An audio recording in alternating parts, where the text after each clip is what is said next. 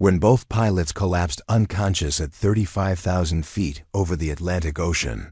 The 284 passengers aboard TransGlobal Flight 447 thought they were about to die.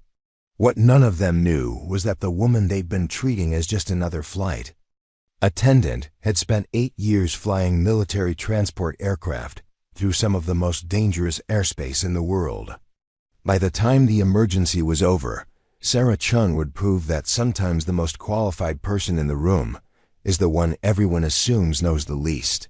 The galley of the Boeing 777 hummed with the familiar rhythm of service preparation as Sarah methodically arranged meal trays with the precision that had become second nature over her 3 years with TransGlobal Airlines. Her movements were economical and purposeful, each action flowing into the next without wasted motion. Unlike her colleagues who chatted casually while working, Sarah maintained a focused awareness that extended beyond the immediate task of passenger service. She checked the cabin pressure readings on the service panel, noting a slight variance that fell within normal parameters, but indicated a minor fluctuation in the environmental systems. Most flight attendants never bothered to monitor these displays, trusting that any significant problems would trigger automatic alerts. Sarah's eyes swept across the indicators with the practiced attention of someone who understood that small changes often preceded larger issues. Her uniform was impeccable, pressed to military standards with every detail in perfect order. The wings pinned to her jacket were not the decorative pins worn by other crew members, but genuine aviator wings earned through years of flying cargo missions across Afghanistan, Iraq, and other deployments where precision and vigilance meant the difference between successful missions and catastrophic failures. None of her colleagues knew about her military background.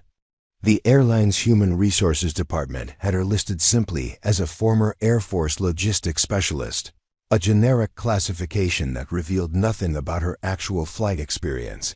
During the pre-flight safety briefing, Sarah positioned herself near the emergency equipment lockers, her attention focused not on the passengers who ignored the routine demonstration, but on the aircraft systems that most crew members took for granted. She visually confirmed that the portable oxygen bottles were properly secured, and that the emergency communication equipment showed green status indicators.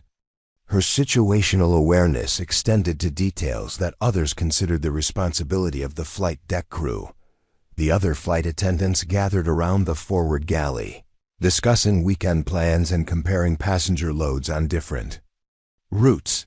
Sarah listened politely but remained focused on the subtle sounds and vibrations that revealed the aircraft's operational status.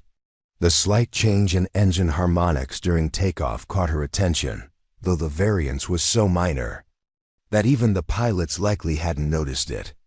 She made a mental note to monitor the pattern throughout the flight.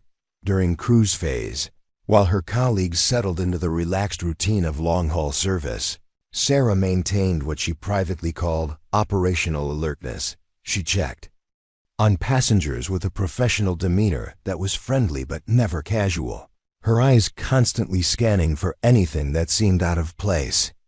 Other crew members sometimes commented that she took the job too seriously, that she acted more like security than service staff. In the aft galley, she reviewed the passenger manifest with attention to details that others considered unnecessary.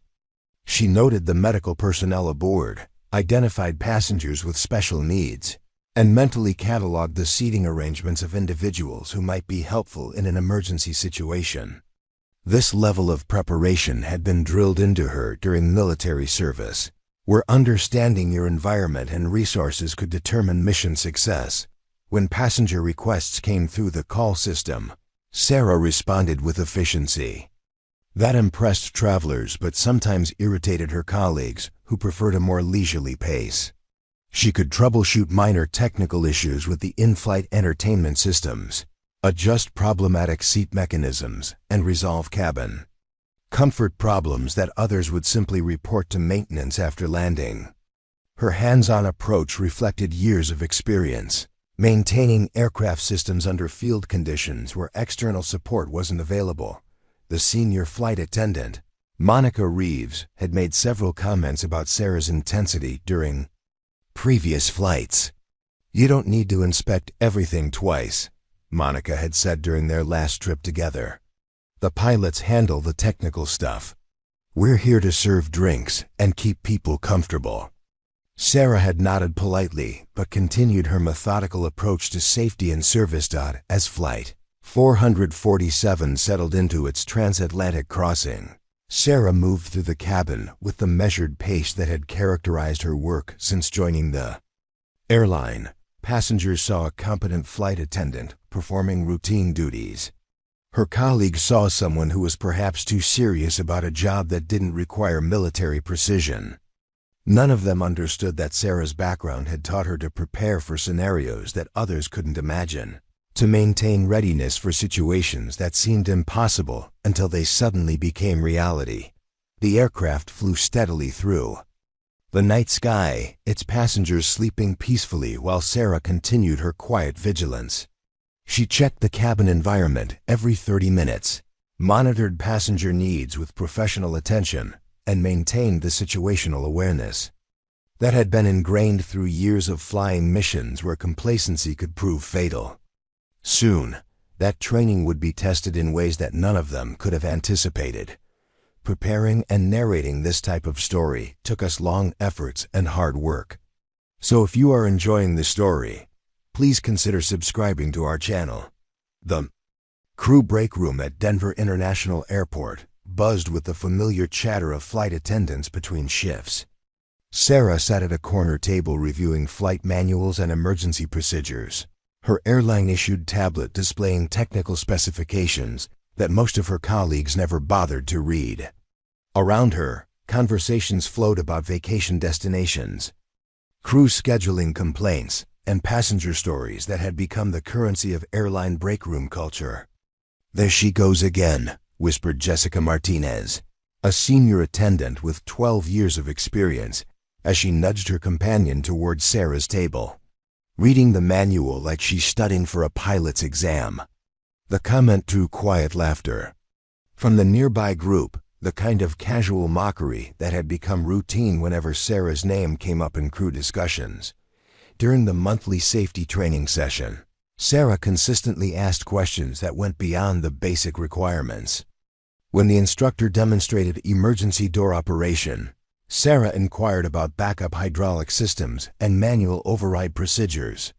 When they reviewed evacuation protocols, she wanted to understand alternate escape routes for different failure scenarios.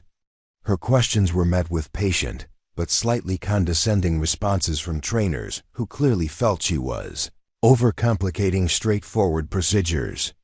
"Chen always acts like we're preparing for combat missions," muttered David Rodriguez, a purser with 15 years of seniority, loud enough for others to hear. "It's commercial aviation, not the military. Passengers want their drinks served with a smile, not a tactical briefing." The comment earned approving nods from crew members who found Sarah's intensity exhausting and unnecessary. Her transition from military aviation to commercial service had been born of necessity rather than choice. After 8 years flying C-130 transport missions, budget cuts had eliminated her position along with hundreds of others in the downsizing of Air Force transport operations. The airlines offered stable employment with decent benefits, but the cultural adjustment had proven more challenging than she'd anticipated. Military aviation emphasized constant readiness for scenarios that might never occur. Commercial aviation operated on the assumption that modern aircraft systems and established protocols would handle any problems that might arise. The employee evaluation system at TransGlobal reflected this disconnect between Sarah's approach and airline expectations. Her supervisor, Chief Flight Attendant Patricia Williams, had noted in Sarah's 6-month review that while her technical knowledge was impressive, she needed to focus more on passenger relations and less on operational details that weren't her responsibility.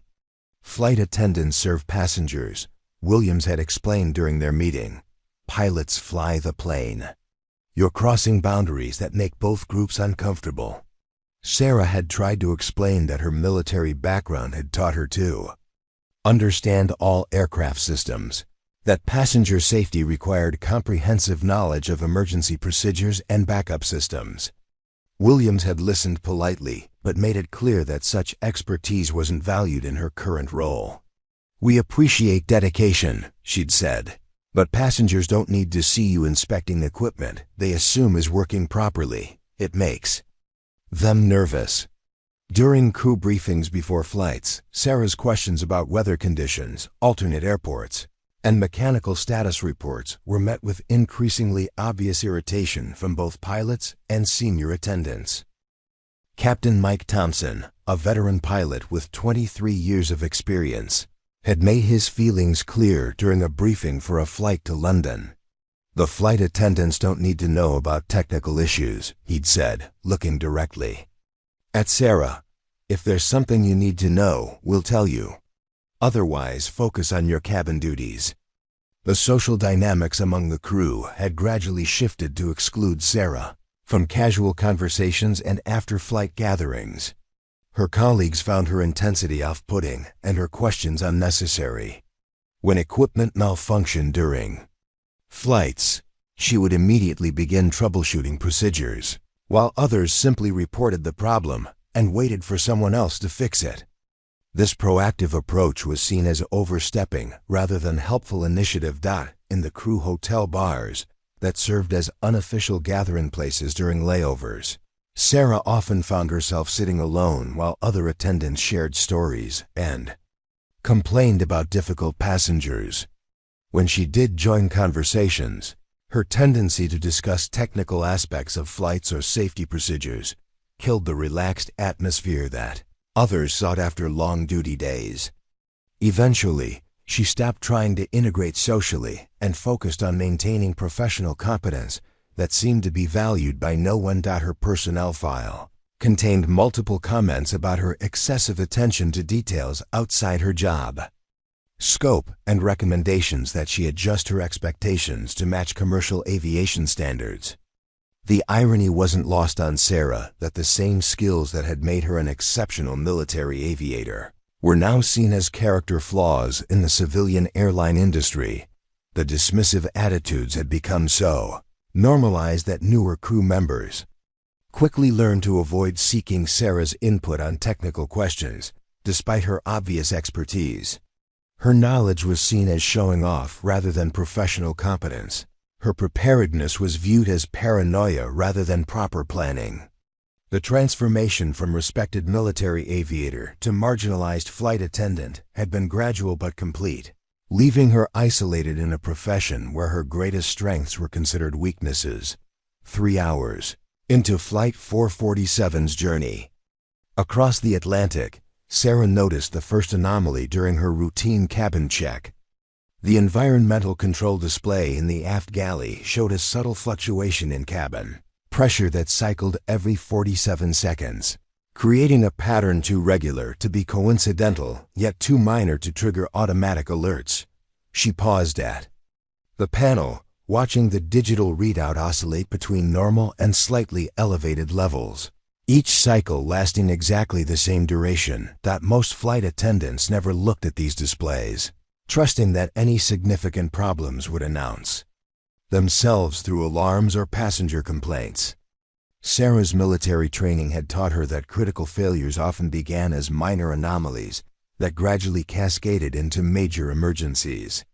She pulled out her phone and discreetly recorded the pressure readings, noting the timestamp and cycle duration in the notes application. The pattern bothered her more than the actual readings, which remained within acceptable parameters. In her experience flying military transports, environmental systems didn't develop regular cycling patterns without underlying causes. Equipment either functioned normally or failed definitively. The rhythmic fluctuation suggested a compensatory mechanism working to correct an ongoing problem, possibly related to cabin pressurization or air circulation systems. During the next service round, Sarah observed the passengers more carefully, looking for signs of discomfort that might indicate Subtle cabin environment issues. Most travelers appeared relaxed, sleeping or watching entertainment systems without obvious distress. However, she noticed that several passengers in the forward section had requested extra blankets despite the cabin temperature being properly maintained. The requests came from seats positioned near the flight deck bulkhead, an area that should have been receiving optimal climate control. When she mentioned the pressure fluctuations to Monica Reeves during the galley restocking, the senior flight attendant barely glanced at the display before dismissing the concern. "The cabin pressure is fine," Monica said, not bothering to examine the readings Sarah was indicating. "If there was a real problem, the pilots would tell us. Those displays are probably just showing normal system cycling." Sarah tried to explain that normal systems didn't cycle with such mathematical precision, that the pattern suggested an active compensation for some kind of malfunction. Monica's response was a familiar combination of irritation and condescension. "You're reading too much into routine equipment operation. The passengers are comfortable, nobody's complaining, and the flight deck hasn't called with any issues. Stop looking for problems that don't exist." The dismissal stung because Sarah recognized the underlying message.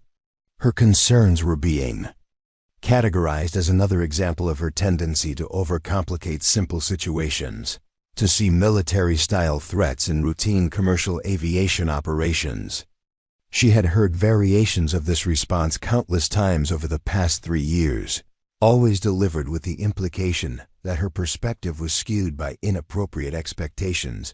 An hour later, Sarah noticed the second anomaly while serving beverages in the business class section. The air circulation vents above seats 3A through 6F were producing a barely audible whistling sound that hadn't been present during boarding. The sound was so subtle that passengers hadn't noticed it, but Sarah's trained ear detected the frequency change that indicated altered airflow patterns through the environmental control system. She used the service cart as cover to examine the overhead vents more closely, discovering that the airflow was slightly reduced compared to other sections of the cabin. The difference was minimal, perhaps noticeable only to someone with experience monitoring aircraft environmental systems under various operational conditions. Combined with the pressure fluctuations she'd observed earlier, the reduced airflow suggested a progressive degradation in the cabin air management systems.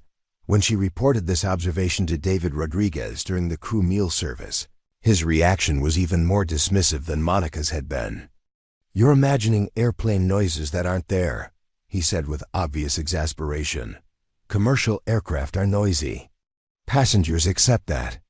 If you keep obsessing over every little sound and blinking light, you're going to drive yourself crazy." The implication was clear. Sarah's concerns were symptoms of anxiety or paranoia, rather than legitimate technical observations. David's tone carried the weight of crew consensus, the shared understanding that Sarah's military background made her hypersensitive to normal aircraft operations. Her credibility had been eroded by months of similar interactions where her technical knowledge was viewed as professional liability rather than asset. Despite the dismissive responses, Sarah couldn't shake her growing certainty that something was developing within the aircraft's environmental systems. The mathematical precision of the pressure cycles, combined with the localized airflow reduction, suggested a pattern that would eventually manifest as a more serious problem. Her experience with transport aircraft had taught her that environmental control failures could affect crew performance. Long before passengers noticed any discomfort, she continued monitoring the displays during routine cabin checks, documenting the progression of the pressure fluctuations and noting any changes in the airflow patterns. The data she collected supported her assessment that the systems were working harder to maintain normal cabin conditions, compensating for some kind of underlying malfunction that hadn't yet been identified by the flight deck crew. The other flight attendants had made their position clear. They considered her observations irrelevant to passenger service and inappropriate for her role. Sarah found herself isolated with information that she believed was important, but that no one else wanted to hear. Captain Michael Harrison emerged from the flight deck during the scheduled crew rest rotation, his expression carrying the controlled irritation of someone who had been interrupted from important duties. He approached Sarah near the forward galley where she was discreetly monitoring the environmental control panel, his presence immediately drawing the attention of the other flight attendants who recognized the significance of the captain leaving the cockpit to address crew issues. "Miss Chen, I understand you've been expressing concerns about cabin systems," Harrison said, his voice maintaining professional courtesy while conveying unmistakable authority. "My first officer tells me you've been asking the other crew members about pressure readings and air circulation patterns. I need to clarify something for you about how we operate commercial flights." Sarah straightened, recognizing the tone that preceded official reprimands. "Captain, I've observed some irregular patterns in the environmental systems that might indicate developing issues with cabin pressurization or air management. The data suggests compensatory cycling that could affect crew performance if the underlying problem progresses." Harrison's expression shifted from irritation to the kind of patience reserved for explaining obvious concepts to confused subordinates. "The flight deck monitors all critical aircraft systems through integrated warning networks that alert us to any significant problems. If there were issues requiring attention, we would know about them before anyone in the cabin. Your job is passenger service, not aircraft systems analysis." The captain's words carried the weight of 25 years of commercial aviation experience and the absolute authority of aircraft command. Around them, the other flight attendants had stopped their duties to observe the conversation, their body language indicating that this confrontation had been anticipated and discussed among the crew. "I've been monitoring the environmental displays as part of routine safety awareness," Sarah replied, choosing her words carefully to avoid direct challenge to the captain's authority.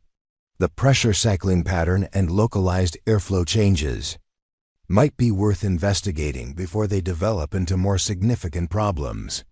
"Miss Chen," Harrison said, his tone becoming more direct, "you're creating unnecessary anxiety among the crew and potentially alarming passengers with your constant inspection of systems that are functioning normally.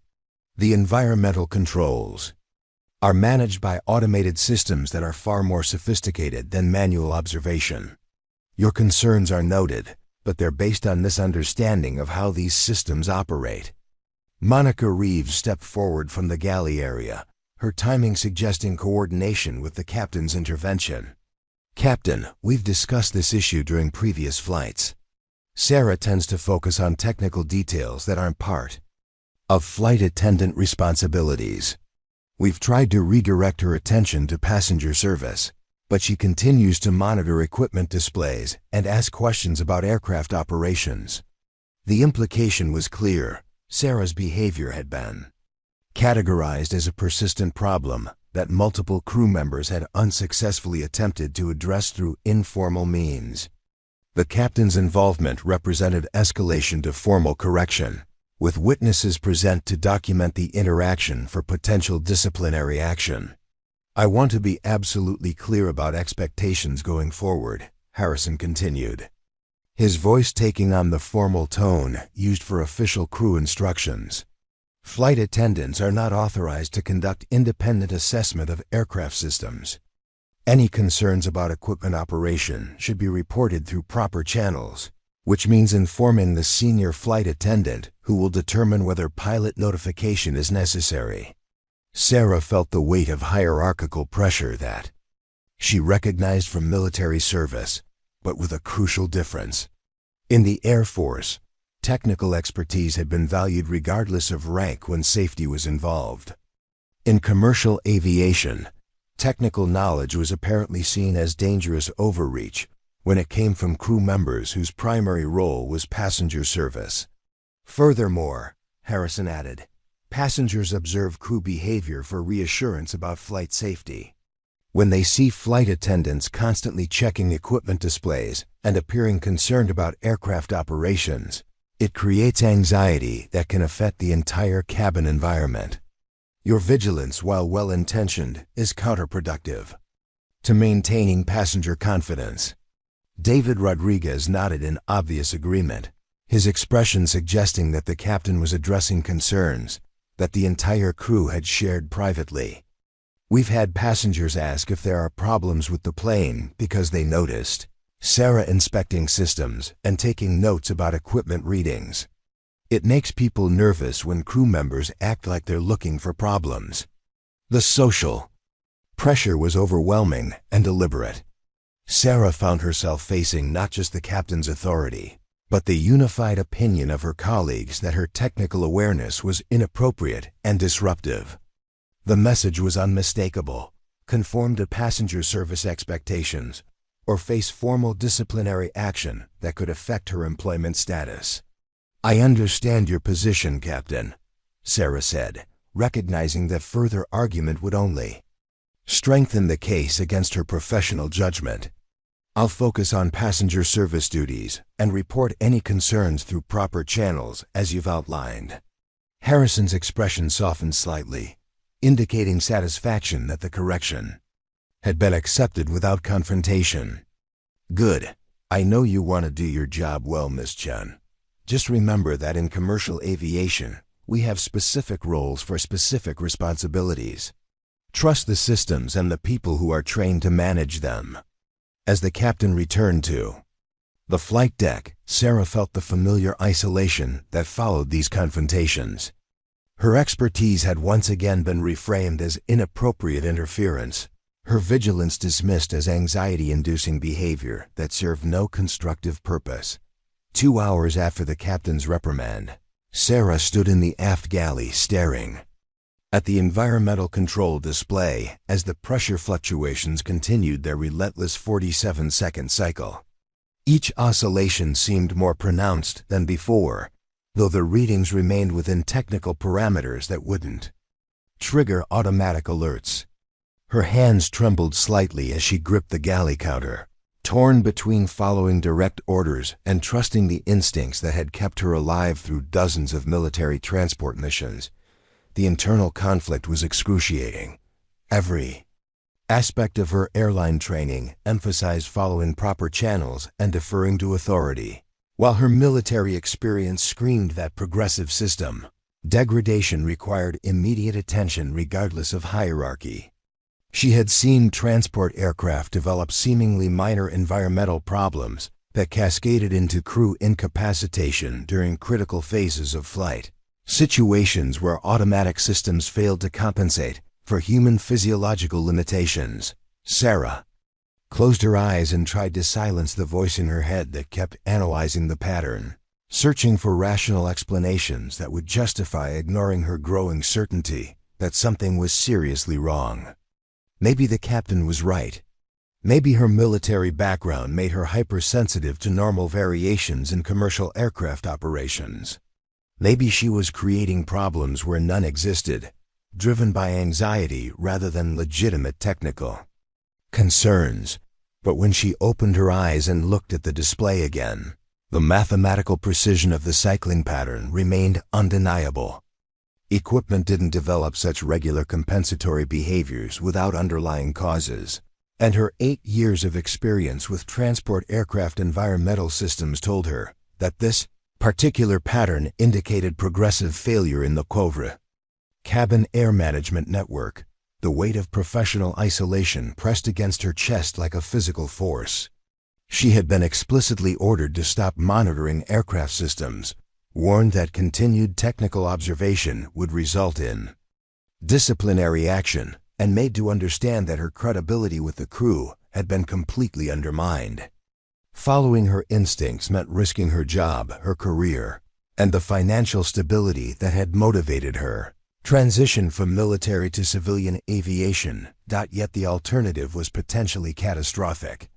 If her assessment was correct, the environmental system was working increasingly hard to maintain cabin conditions, while compensating for a failure that would eventually overwhelm its corrective capacity. When that happened, the effects would be sudden and dramatic, affecting crew performance, Long before passengers realized anything was wrong, Sarah thought about the passengers sleeping peacefully throughout the cabin, trusting that the crew would protect them from dangers they couldn't see or understand. She thought about the business travelers working on laptops, the families returning from vacation, the elderly couple celebrating their anniversary in first class. None of them had any idea that their safety might depend on someone willing to challenge authority when technical evidence demanded action. The familiar weight of responsibility settled across her shoulders, the same burden she had carried during military missions where lives depended on making correct decisions under pressure. In the Air Force, she had learned that technical competence sometimes required acting on incomplete information when waiting for certainty could prove fatal. The principle applied regardless of the setting or the personal consequences of being wrong. She pulled out her phone and opened the Notes application where she had been documenting the environmental anomalies. The data showed clear progression in both the frequency and amplitude of the pressure fluctuations, along with corresponding changes in airflow patterns that suggested the system was losing its ability to maintain stable cabin conditions. The mathematical relationship between these factors indicated that failure was approaching, not receding. Sarah made her decision with the same methodical certainty that had characterized her military service. She would continue monitoring the aircraft systems regardless of orders, document any changes that might provide early warning of system failure, and prepare for scenarios that others refused to consider possible. The consequences of disobedience were certain, but the potential consequences of compliance were unacceptable. Moving with renewed purpose, she began a systematic inspection of the cabin environment that went far beyond routine passenger service duties. She checked emergency equipment locations, verified that portable oxygen bottles were properly secured and accessible, and mentally rehearsed procedures for maintaining cabin safety if environmental systems failed completely. Her training had taught her that survival often depended on preparation for scenarios that seemed impossible until they suddenly became reality. The other crew members might see her continued vigilance as insubordination or paranoia, but Sarah understood that technical expertise carried moral obligations that transcended organizational hierarchy. As she returned to her station, Sarah felt the familiar calm that came with accepting difficult responsibilities. She had chosen to trust her professional judgment over institutional pressure, to value technical evidence over social acceptance, and to prepare for possibilities that others preferred to ignore. The decision isolated her completely from her colleagues, but it also restored her sense of professional integrity. The aircraft continued its steady progress across the Atlantic while Sarah maintained her unauthorized surveillance of the environmental systems. She knew that her career with TransGlobal Airlines was probably over regardless of what happened next, but she also knew that some responsibilities transcended personal consequences. If her assessment proved correct, the next few hours would test every skill she had learned during 8 years of military aviation service. Preparing and narrating this type of story took us long efforts and hard work. So if you are enjoying this story, please consider subscribing to our channel. Sarah waited until the crew rotation placed Monica and David in their mandatory rest period before implementing her unauthorized investigation. With the senior attendants confined to crew quarters and only Jessica Martinez monitoring the forward cabin, Sarah gained access to the aircraft's maintenance diagnostic system through a service panel that most flight attendants didn't know existed. Panel was located behind a removable cover in the aft galley, designed for ground maintenance crews to access environmental system data during routine inspections. Sarah's military experience with similar diagnostic interfaces allowed her to navigate the menu structure without triggering security alerts or creating electronic logs that would immediately notify the flight deck of unauthorized access. The diagnostic data that appeared on the small screen confirmed her worst fears while revealing details that made the situation far more critical than she had initially assessed. The environmental control system was operating in emergency compensation mode, working at nearly maximum capacity to maintain cabin pressure, while dealing with what the system classified as a progressive seal degradation event in the primary air management network. According to the diagnostic readout, the aircraft had developed microfractures in the cabin pressure vessel that were allowing gradual air loss at a rate that would normally trigger immediate descent and emergency landing procedures. However, the fractures were so small and distributed that they fell below the threshold for automatic detection, creating a situation where the environmental system was compensating for the air loss without alerting the crew to the underlying structural problem. Sarah scrolled through additional diagnostic screens, her military training helping her interpret technical data that would have been meaningless to other flight attendants. The system log showed that the compensation process had been gradually escalating over the past 6 hours, with the environmental controls working increasingly hard to maintain normal cabin conditions while the structural integrity of the pressure vessel continued to deteriorate. Most alarmingly, the diagnostic system predicted that the compensation capacity would be exhausted within the next 43 minutes, at which point cabin pressure would begin dropping rapidly regardless of the environmental system's efforts.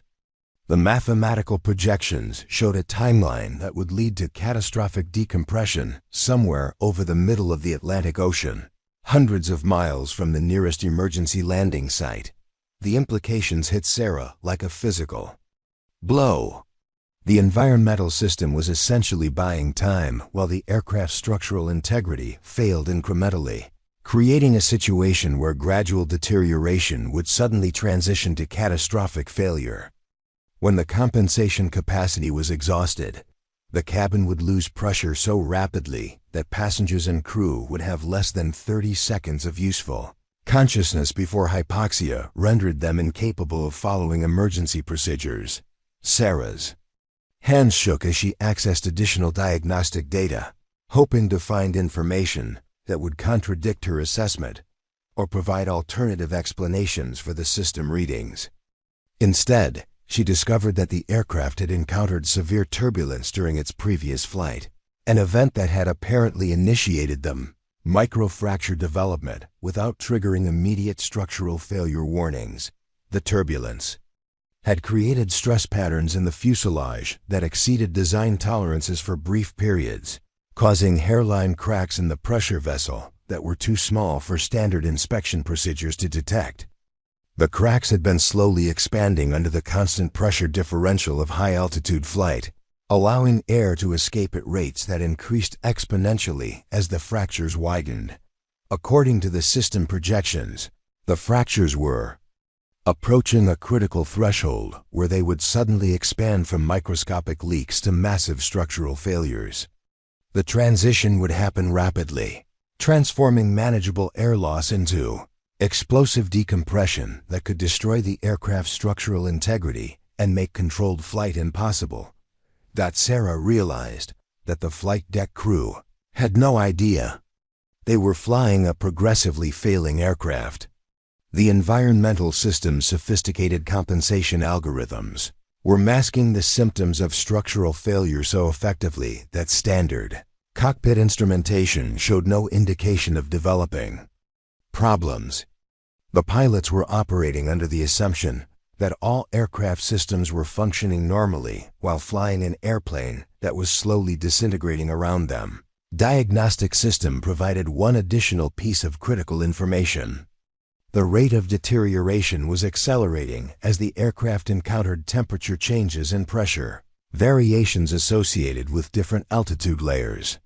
What had begun as a gradual leak was becoming an exponential progression toward catastrophic failure, with the timeline for system exhaustion shrinking as environmental stresses increased the fracture expansion rate. Sarah closed the diagnostic interface and secured the maintenance panel, her mind racing through possible courses of action.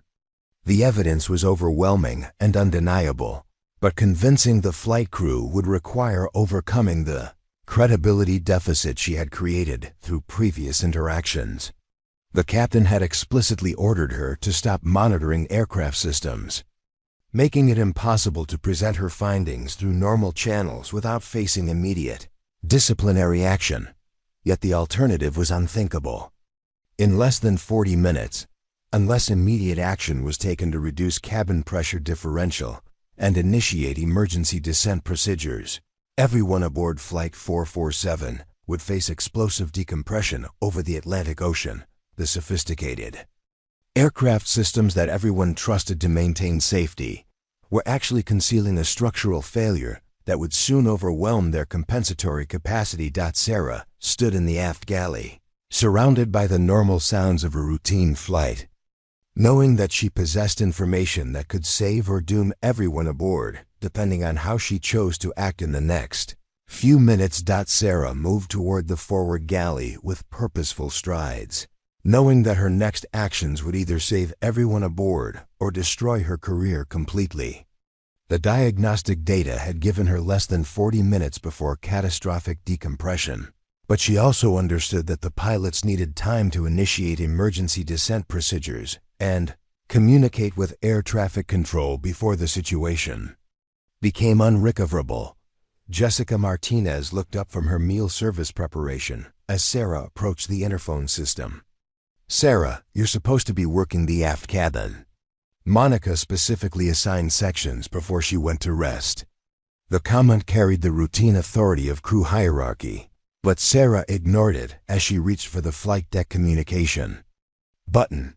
"I need to speak with the captain immediately," Sarah said, her voice carrying an urgency that made Jessica step back.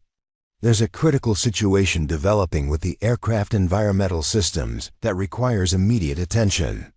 She pressed the call button before Jessica could protest, knowing that the conversation would be monitored and recorded as evidence of either her vindication or her insubordination.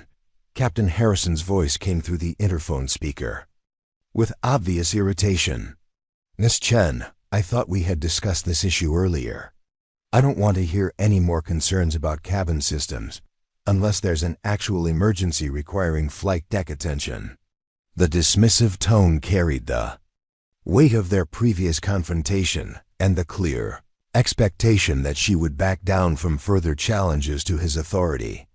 "Captain, I've accessed the maintenance diagnostic system and discovered that the aircraft has developed progressive structural failure in the cabin pressure vessel," Sarah said, her military training helping her maintain professional composure despite the stakes involved.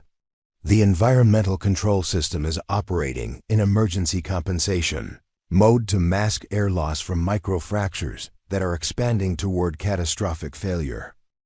We have approximately 35 minutes before the system can no longer compensate for the structural damage."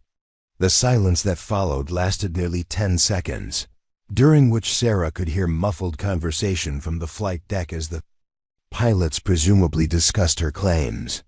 When Harrison returned to the interphone, his voice had shifted from irritation to barely controlled anger. "Miss Chen, you are not authorized to access maintenance systems, and you are definitely not qualified to interpret diagnostic data or make structural assessments of commercial aircraft. Report to your assigned station immediately and cease all unauthorized activities, or I will divert this flight to document your interference with flight operations." Jessica had moved closer during the conversation, her expression reflecting the shock of witnessing a direct confrontation between a flight attendant and the aircraft captain. Other passengers in the forward cabin had begun to notice the intensity of the discussion, their attention focused on what appeared to be a serious disagreement among the crew. "Captain, the diagnostic system shows progressive seal degradation with exponential fracture expansion," Sarah continued, knowing that each word was damaging her credibility while potentially saving everyone's life. "The environmental controls are consuming emergency reserve capacity to maintain cabin pressure. When that capacity is exhausted, we'll experience explosive decompression that could destroy the aircraft's structural integrity." The response came not from Harrison but from First Officer James Walsh, whose voice carried technical interest rather than disciplinary authority. What specific diagnostic codes are you observing? And how did you access the maintenance interface? The question suggested that unlike the captain, Walsh was taking her claims seriously enough to request technical details. Sarah provided the diagnostic codes and system readings she had memorized, along with the projected timeline for compensation. Failure. As she spoke, she could hear keyboard activity from the flight deck, indicating that the crew was accessing their own diagnostic systems to verify her information. The interphone remained silent for nearly a minute while the pilots reviewed their aircraft systems. During that time, Sarah noticed that several passengers were watching her with concerned expressions, obviously aware that something unusual was happening. Jessica had backed away from the galley area, her body language indicating that she wanted distance from whatever consequences were about to unfold. When Captain Harrison returned to the interphone, his voice had changed completely. The anger was gone, replaced by the controlled tension of someone processing unexpected technical information. Miss Chen, our systems are showing environmental control operation within normal parameters. However, First Officer Walsh has identified some anomalies in the compensation algorithms that warrant investigation. Before Sarah could respond, the aircraft shuddered slightly, a vibration that was subtle but unmistakable to someone with her experience. The shudder was followed by a barely audible change in the sound of the air circulation system, a shift in frequency that indicated the environmental controls were working even harder to maintain cabin pressure. "Captain," Sarah said, her voice carrying new urgency, "the structural failure is accelerating." That vibration indicates fracture expansion beyond the system's ability to compensate effectively. We need to initiate emergency descent immediately before the situation becomes unrecoverable. The flight deck communication suddenly went silent, not the normal end-of-conversation silence, but the complete absence of response that indicated something was seriously wrong. Sarah waited 15 seconds before calling again, receiving no answer from either pilot. Sarah pressed the interphone button again, her growing alarm evident in her voice. "Flight deck, please respond. Captain Harrison, First Officer Walsh, do you copy?" The silence stretched beyond any reasonable response time, transforming her technical concerns into immediate terror as she realized that something catastrophic had occurred in the cockpit.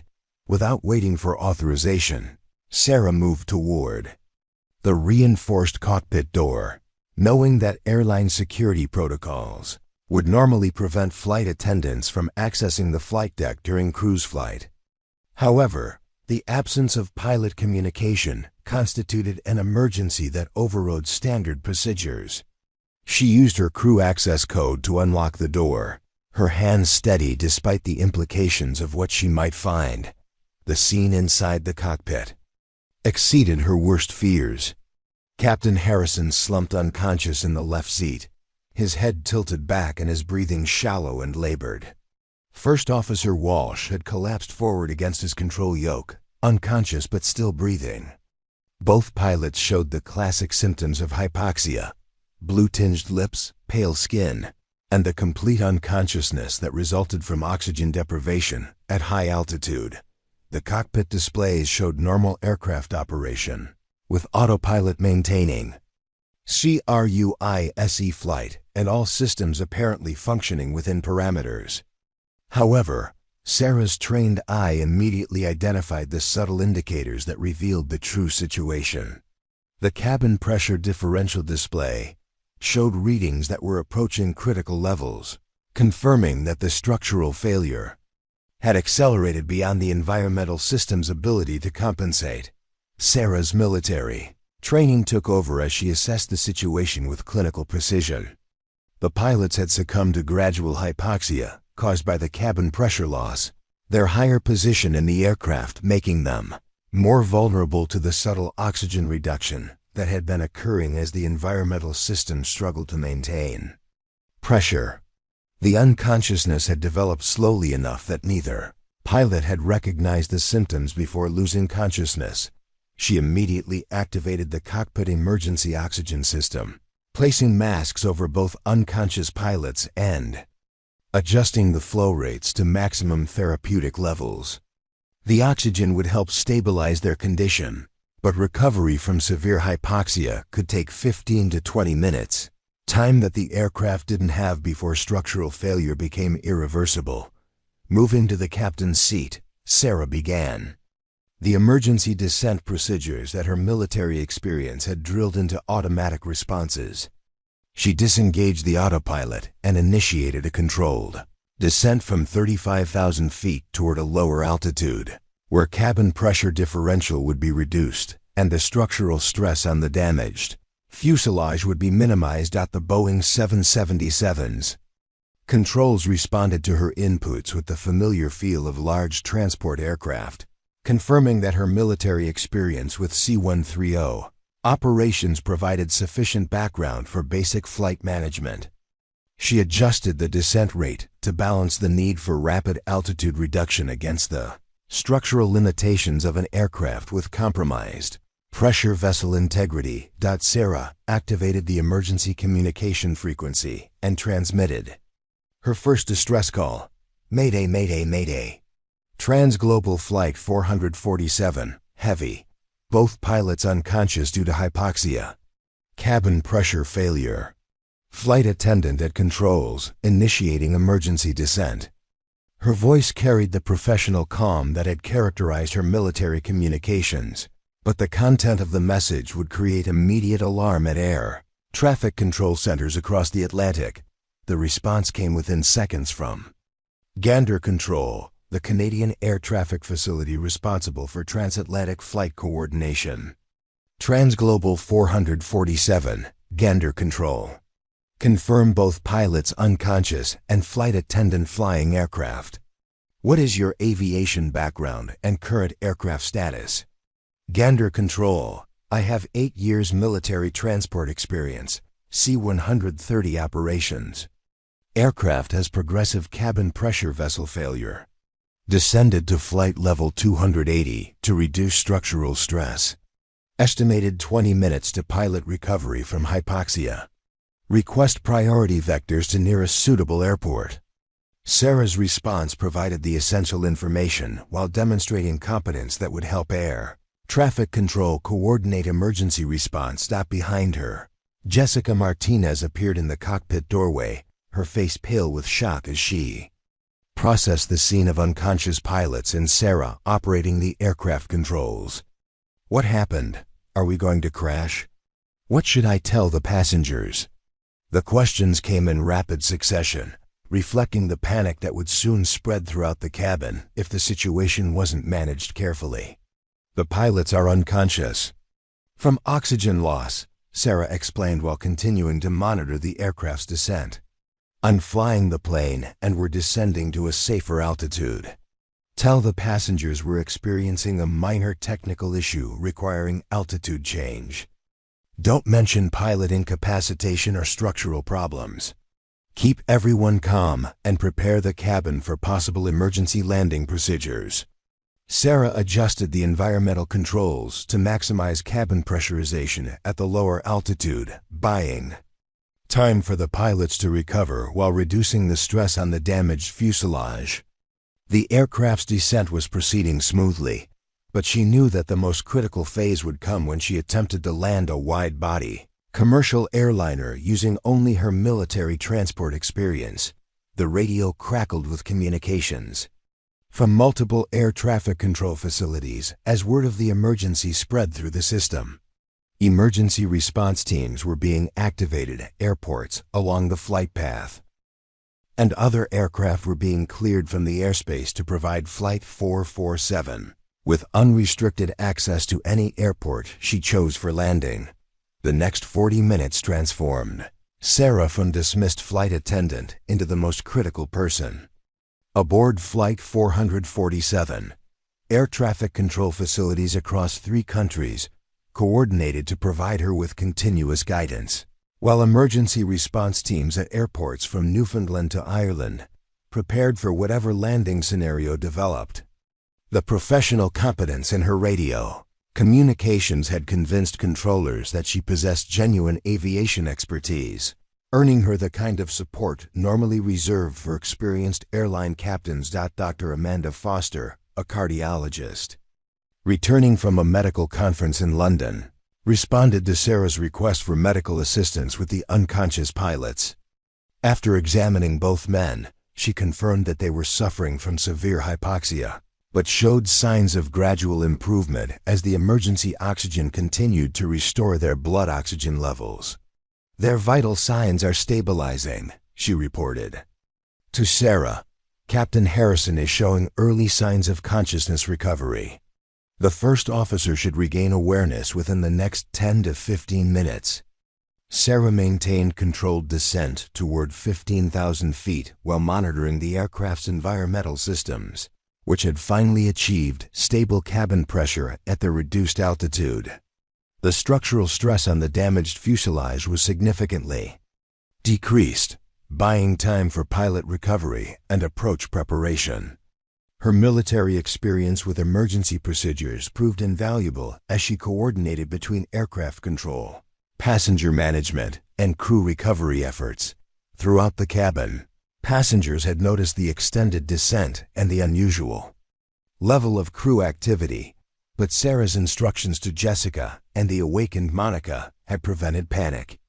The crew now moved through the cabin with professional efficiency, preparing for emergency landing procedures while maintaining the fiction that they were dealing with routine technical issues requiring precautionary measures. Monica's attitude towards Sarah had undergone complete transformation as the reality of the situation became clear. "Sarah, what do you need from us?" she asked over the interphone, her voice carrying respect that had been absent throughout their previous interactions. "The passengers are asking questions about the altitude change and the medical activity in first class. How much should we tell them?" "Keep passenger information minimal until we know the pilot's recovery timeline," Sarah replied while adjusting radio frequencies to coordinate with Shannon Control for approach guidance. "Prepare the cabin for possible emergency landing, but present it as precautionary measures. If passengers ask directly about crew medical issues, acknowledge that we're providing assistance to crew members without specifying the flight deck." Captain Harrison stirred in his seat 23 minutes after oxygen administration began, his eyes opening slowly as he struggled to process his surroundings. Dr. Foster monitored his responses as consciousness returned, confirming that cognitive function was improving steadily. "Captain, you experienced hypoxia from cabin pressure loss," she explained in the calm voice of medical authority. "Your flight attendant, Sarah Chen, has been flying the aircraft and managing the emergency." Harrison's gaze moved to Sarah at the controls, his expression shifting from confusion to amazement as he processed the situation. "You're flying the plane?" he asked, his voice still weak from the hypoxia but growing stronger. "How long was I unconscious? What's our current status?" Sarah provided a concise briefing on the emergency, covering the structural failure, environmental system compensation, pilot incapacitation, and current approach coordination with Shannon Control. Her report was delivered with military precision, covering essential information without unnecessary elaboration. Harrison listened with growing respect as he realized the scope of what she had managed during his unconsciousness. The structural analysis was correct, Harrison admitted as his cognitive function continued to improve. "You saved everyone on this aircraft by recognizing what our automated systems missed." The acknowledgement carried weight that extended far beyond the immediate emergency, representing validation of Sarah's technical expertise and professional judgment. First Officer Walsh regained consciousness 12 minutes later, his recovery following a similar pattern as Dr. Foster monitored both pilots' return to operational capability. "My God," Walsh said as he reviewed the flight management system displays and realized what had occurred. "She's been flying a 777 for over an hour. How is that even possible?" Shannon Control provided vectors for emergency approach to Cork Airport, where emergency response teams had prepared for multiple contingencies, including pilot incapacitation scenarios. Sarah coordinated the approach briefing with the recovering pilots, who were amazed by her competent handling of complex aircraft systems that she had never been formally trained to operate. "Sarah, I owe you an apology that goes far beyond what happened today," Harrison said as he gradually resumed control of the aircraft. "Your technical knowledge and persistence saved every life on this plane. I should have listened when you first identified the environmental anomalies." The admission was delivered in front of the other crew members, establishing a new understanding of Sarah's capabilities and judgment. As Cork Airport came into view and the emergency landing proceeded without incident, passengers finally learned the true scope of what had occurred during their flight. The crew's professional presentation of the emergency had prevented panic, while Sarah's aviation expertise had prevented catastrophe, creating a success story that would reshape how airlines evaluated the qualifications and potential contributions of crew members with military aviation backgrounds. The investigation into Flight 447's emergency landing attracted attention from aviation safety agencies across 3 continents, not because of the structural failure that had triggered the crisis, but because a flight attendant with military background had successfully managed a situation that should have resulted in catastrophic loss of life.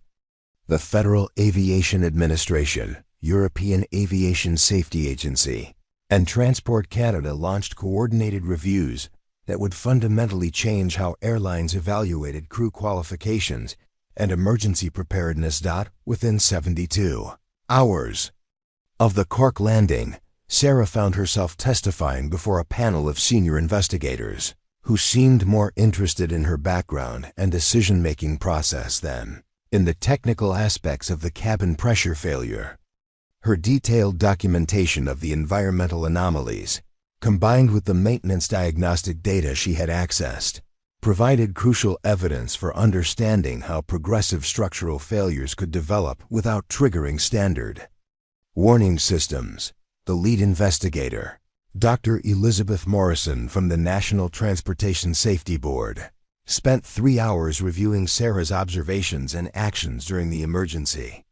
"Your detection of the pressure cycling pattern was the first indication that anything was wrong with this aircraft," Morrison noted during the recorded testimony. "Without your technical awareness and willingness to investigate further despite institutional resistance, this incident would have resulted in explosive decompression over the Atlantic Ocean with complete loss of the aircraft and all souls aboard." TransGlobal Airlines faced intense scrutiny from regulators and media outlets as details of the emergency became public. The fact that a flight attendant had been repeatedly dismissed and reprimanded for the same technical expertise that ultimately saved everyone aboard created a public relations disaster that extended far beyond the immediate safety implications. CEO Patricia Dalton personally called Sarah to offer a formal apology and discuss new policies for recognizing and utilizing crew members with specialized aviation backgrounds. The airline industry's response was swift and comprehensive. Within 6 months, major carriers had implemented new protocols for identifying flight attendants with military aviation experience and incorporating their expertise into safety programs. Sarah was invited to help develop training curricula that would teach all cabin crew members to recognize early warning signs of environmental system failures and other technical problems that might not trigger automatic alerts. Her transformation from marginalized crew member to industry consultant attracted national media attention, with aviation magazines featuring her story as an example of how institutional bias could obscure critical safety resources.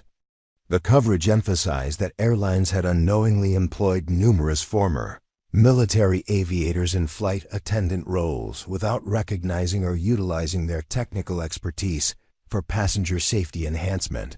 Sarah accepted a position as Director of Advanced Safety Training for TransGlobal Airlines, a newly created role that allowed her to maintain operational flying status, while developing training programs for crew members throughout the airline industry.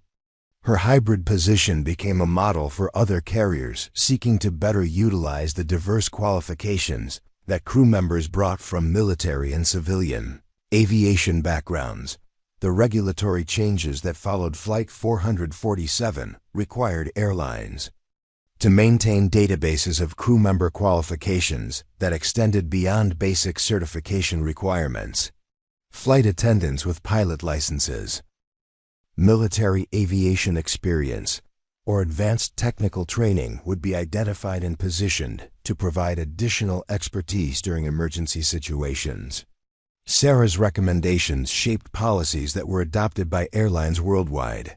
2 years after the emergency, Sarah stood before a graduating class of flight attendants at the new Advanced Aviation Safety Institute, an industry training facility that had been established partly in response to lessons learned from Flight 447. Her students included former military pilots, civilian aviators, and aerospace engineers who had chosen flight attendant careers but brought valuable technical expertise to their roles. "Your background qualifies you to see things that others might miss," Sarah told the assembled graduates. "Don't let anyone convince you that technical knowledge is inappropriate for passenger service roles. Safety requires all of us to contribute our expertise when situations demand it, regardless of our job titles or the expectations others have about our capabilities." The Institute had developed training programs that taught all flight attendants to recognize system anomalies, interpret basic diagnostic information, and communicate technical concerns through appropriate channels. Sarah's experience had demonstrated that human observation could detect problems that sophisticated automated systems might miss, especially when multiple minor failures created patterns that fell below individual alert thresholds. Captain Harrison, who had returned to full flight status after the hypoxia incident, often spoke at industry conferences about the lessons learned from Flight 447. "Sarah Chen saved my life and the lives of everyone aboard that aircraft," he would say. More importantly, she showed us that expertise comes in many forms and that we ignore it at our peril.